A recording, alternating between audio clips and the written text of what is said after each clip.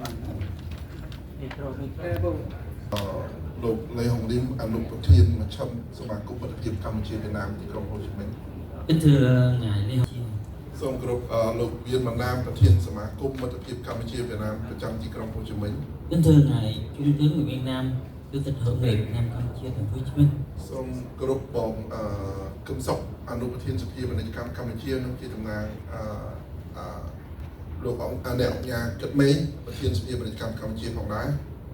Kính thưa ngài Úc Nha Kim Sóc, đại diện cho ngài Úc Nha Mên. សូមលោកគោរពលោកសុភ័ណ្ឌតំណាងមជ្ឈមណ្ឌលអភិវឌ្ឍធុរកិច្ចនៃក្រសួងសេដ្ឋកិច្ចនិងហិរញ្ញវត្ថុកម្ពុជា Kính thưa ngài Úc Sô Phon, đại diện cho Hội phát triển Campuchia. ខ្ញុំមិននិយាយច្រើនទេហើយដោយសារអ្នកមុននិយាយច្រើនអស់ហើយរៀបរាប់ហើយអស់ហើយដែរ Tôi cũng xin nói ngắn gọn thôi, cái gì quý vị cũng đã nói rất là đầy đủ rồi. ហើយចូលព្រឹកមួយទៀតសូមនេះគ្រប់លោកហៅរ៉េតអភិវឌ្ឍពាណិជ្ជកម្មកម្ពុជាប្រចាំទីក្រុងហូជីមិញផងដែរ Kính thưa ông Horadet, ủy viên thương mại Campuchia tại Việt Nam. ថ្ងៃនេះក្នុងនាមស្ថានភាពកម្ពុជាប្រចាំទីក្រុងហូជីមិញខ្លួនខ្ញុំផ្ទាល់ពិតជាមានកិត្តិយសនិងសេចក្តីសម្រេចរីករាយណាស់ដែលបានចូលជួបនឹងលោកជំទាវលោកស្រីអ្នកញ៉ាពាណិជ្ជកម្មរវាងកម្ពុជាវៀតណាមនៅទីនេះ Hôm nay cá nhân tôi rất là vinh dự được tiếp xúc với quý vị trong buổi giao lưu giữa doanh nhân Việt Nam và Campuchia. ហើយសូមថ្លែងអំណរគុណយ៉ាងជ្រាលជ្រៅបំផុតអស់ពីដួងចិត្តដែលខាងសមាគមមិត្តភាពកម្ពុជាវៀតណាមដែលរៀបចំកម្មវិធីនេះឡើងចំណាយពេលវេលានិងថវិកាដើម្បីឲ្យមានវេទិកានេះ Và tôi cũng xin trân trọng cảm ơn ngài Chủ tịch Hội nghị. នៃប្រទេសទាំងពីរអភិវឌ្ឍចាក់ស្ដែងនៅក្នុងឆ្នាំ2023កន្លង24កន្លងទៅពាណិជ្ជកម្មរវាងប្រទេសទាំងពីរកើនឡើងជាង12,000 លានដុល្លារ Tôi lấy như nước ngầm thì trong cái đất ngầm thương mại giữa hai nước trong năm qua đã tăng lên trên 10 tỷ đô la. ហើយវៀតណាមបច្ចុប្បន្នមានគម្រោងវិនិយោគជាង180គម្រោងដែលកំពុងធ្វើពាណិជ្ជកម្មនៅកម្ពុជា Và ở Việt Nam hơn 190 các dự án của Việt Nam đang đầu tư tại Campuchia. អស់លោកដឹងហើយស្ថានភាពបច្ចុប្បន្នមានសង្គ្រាមនៅអ៊ុយក្រែនហើយជាពិសេសប្រធានាធិបតីអាមេរិកឡើងថ្មីដូណាល់ត្រាំក៏ស្ថានភាពសេដ្ឋកិច្ចពិភពលោកទាំងមូលមានការប្រែប្រួលផ្លាស់ប្ដូរ Quý vị cũng biết là hiện nay cái chiến tranh ở Trung Đông rồi chiến tranh ở Ukraine, tổng thống mới của Mỹ đang cầm quyền. ខ្ញុំសូមថាឆ្នាំបន្ទាប់ពីចូលឆ្នាំខ្មែរនេះទៅស្ថានភាពកុងស៊ុលកម្ពុជាហើយនិងសមាគមមិត្តភាពកម្ពុជាវៀតណាមក៏មានការឯកភាពពីសន្និបាតគណៈបកសមាគមមិត្តភាពកម្ពុជាវៀតណាមនៅទីក្រុងតៃninh កាលពីថ្ងៃទី12 ខែ3 2024 23ផងដែរ Và sau cái dịp Tết cổ truyền Campuchia vào tháng 4 thì về cái hoạt động của Trung ương hội hai bên đã tổ chức tại Tây Ninh hồi cuối năm 2023. ដើម្បីពង្រឹងឲ្យមានការអនុវត្តការទូតប្រជាជន Hội Trung ương hội sẽ có cái tăng cường hơn nữa giao nhân dân giữa hai nước. ខ្ញុំមើលឃើញថាជួនកាលរៀបចំវេទិកាខ្លះរៀបចំវេទិកាទៅឡើងថ្លែងម្នាក់បាន4-5នាទីមកហើយក៏លទ្ធផលឃើញថាជួនកាលវាមិនដូចតាមអ្វីដែលយើងបងប្រាថ្នា Tôi nhận thấy rằng các cái hội nghị khi chúng ta thay phiên nhau lên phát biểu ប្រធានសភាពាណិជ្ជកម្មតាមបណ្ដាខេត្តកម្ពុជាអាចសហការជាមួយស្ថានភាពកុងស៊ុលហើយនិងសមាគមមិត្តភាពកម្ពុជាវៀតណាមហើយនិងអនុព័ន្ធពាណិជ្ជកម្មកម្ពុជាប្រចាំទីក្រុងវិញរៀបចំកិច្ចប្រជុំរដ្ឋាភិបាលអាហារពេលព្រឹកឬក៏អាហារថ្ងៃកម្ពុជាវៀតណាមអាចគៀងគរពាណិជ្ជករវៀតណាមនៅតាមបណ្ដាជានៅតាមបណ្ដាខេត្តឬក៏នៅខេត្តជាប់ព្រំដែនឬក៏ខេត្តបន្តជាប់ដែនអាចមានភាពស្និទ្ធស្នាលជាងអាចចំណាយថវិកាក៏អាចតិចជាង và tôi muốn có một đề nghị đối với chủ tịch phòng thương mại của Campuchia cũng như là Trung ương hội hữu nghị Việt Nam Campuchia, hội hữu nghị Việt Nam kia Thành phố Hồ Chí Minh, các cái doanh nghiệp của các cái tỉnh biên giới thay vì gặp gỡ trong phòng nghị thì đề nghị các doanh nghiệp có thể tiếp xúc với nhau thông qua hội hữu nghị, thông qua phòng thương mại để mà các doanh nhân, các doanh nghiệp của hai nước trực tiếp gặp nhau để mà có thể thông qua cái gặp gỡ như là cà phê để gặp gỡ trực tiếp trao đổi với nhau để nó có hiệu quả hơn, nó thực tế hơn.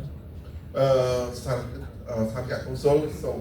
ត្រៀមខ្លួនជាស្រេចដើម្បីដើរតួនាទីជាស្ពានសម្រាប់ពាណិជ្ជករនិងវិនិយោគិននៃប្រទេសទាំងពីរភ្ជាប់គ្នាស្វែងរកការអនុវត្តកិច្ចសហការកម្ពុជាវៀតណាមកាន់តែរីកចម្រើនរុងរឿងខ្លាំងឡើងក្នុងចាប់ពីឆ្នាំនេះតទៅ Và trong vai trò của mình thì hội hữu nghị tổng lãnh sự quán Campuchia tại thành phố Hồ Chí Minh có cơ hội để mà hỗ trợ lẫn nhau tìm kiếm thị trường trong nước cũng như là សូមគោរពជូនពរលោកស្រីអ្នកញ៉ាដែលបានមានវត្តមានទីនេះជួបតែសេចក្តីសុខសេចក្តីចម្រើនរុងរឿងពលករកម្ពុជាបណ្ណាសុខៈពលៈកុំបីទីគ្នាបានសូមគោរព trước khi kết thúc chúng tôi xin kính chúc quý ngài, quý vị đại biểu được sức khỏe dồi dào và được đạt những cái thành công. Campuchia tại thành phố Hồ Chí Minh đã phát biểu. សូមអរគុណឯកឧត្តមការសុរការកិច្ចកុងស៊ុលកម្ពុជាប្រចាំទីក្រុងហូជីមិញមានបទដាក់អារម្មណ៍យ៉ាងជ្រាលជ្រៅសូមអរគុណ Sau đây, ban tổ chức xin thông báo chương trình tham quan của đoàn doanh nhân Campuchia vào ngày 18 và ngày 19 tháng 3 năm 2025. បានហើយបន្ទាប់ពីកម្មវិធីយើងទស្សនកិច្ចចាប់ថ្ងៃ 18 ដល់ថ្ងៃ 19 ខែ 3 ទីក្រុងហូជីមិញនេះ Sáng ngày 18 tháng 3, đoàn đến tham quan công ty lương thực Tấn Vương. បាទហើយព្រឹកថ្ងៃស្អែកនេះ 18 ខែ 3 នេះក្រុមប្រតិភូយើងទស្សនកិច្ចក្រុមហ៊ុនស្បៀងអាហារតិនវឿងក្រុមហ៊ុនកមិញហ្នឹងម៉ោង 8 ព្រឹកយើងចេញដំណើរពីតែយើងហ្នឹងបង Và buổi chiều ngày 18 tháng 3, chúng tôi chia thành hai đoàn tham quan lúc 14 giờ.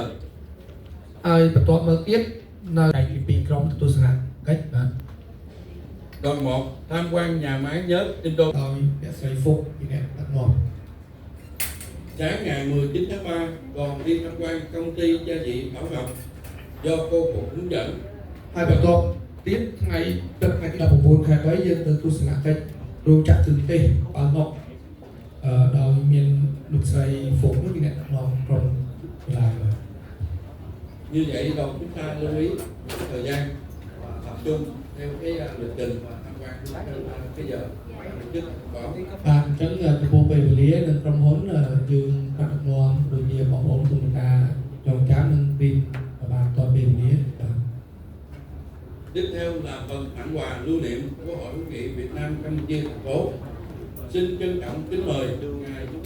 Ốc Nha Kim លោកប្រធានធិបតីកម្ពុជាឡើងលើវេទិកាដើម្បីទទួលកាដូពីសមាគមសូមជួយលោក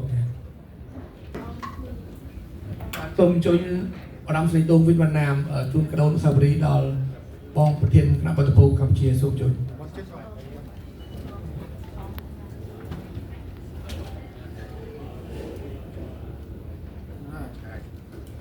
សូមទាដៃបងសាទរទាំងអស់គ្នាបាទជួយlên đây bến Nhà Rồng bắt đầu ra đi tìm đường uống nước. នេះគឺជារូបសំណាកទាក់ទងនឹងកន្លែងលោកប្រធានហូជីមិញគាត់ចុះទៅបរទេសដើម្បីរកផ្លូវរំដោះជាតិហ្នឹងបាទនៅទីក្រុងហូជីមិញកន្លែងសាមន្ទីរវត្តសាស្ត្រគេនៅក្នុងខណ្ឌទី1ហូជីមិញបាទ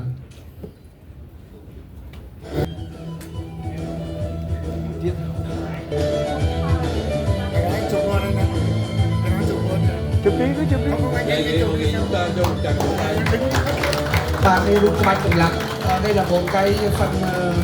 bức tranh khắc gỗ rất là có ý nghĩa bên Campuchia. đại biểu Campuchia, các đồng chí đại biểu phía Việt Nam lên chụp hình lưu niệm. Bạn này cầm thì nó không chừng bật po trên Campuchia Việt Nam có làng thọ rung từ kia thọ rung kia mỗi một sao về bà sông chùi còn ông làng bên cả kia xin mời quý vị đại biểu các vị đồng công ty lên sân khấu để chụp hình lưu niệm cô đoàn nhé xin mời. Mình xếp hai ba hàng ở dưới trên có lãnh đạo ở giữa lãnh đạo phi đã phía trước này bóng bóng xong tôi chờ cào cho khi nó chơi chừng hiền máu đi chùa ăn được khởi chứ không ăn được cây mà chua tiêm máu xin lên phía sau một bé nó hơi nghiêng một chút ạ để có cái tân rất đẹp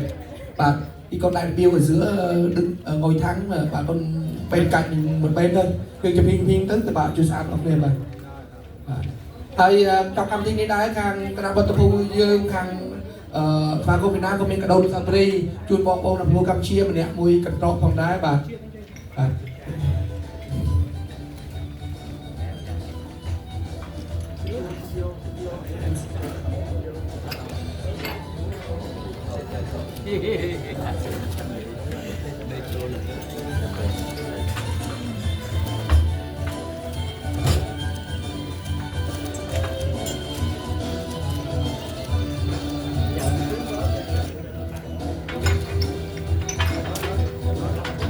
bạn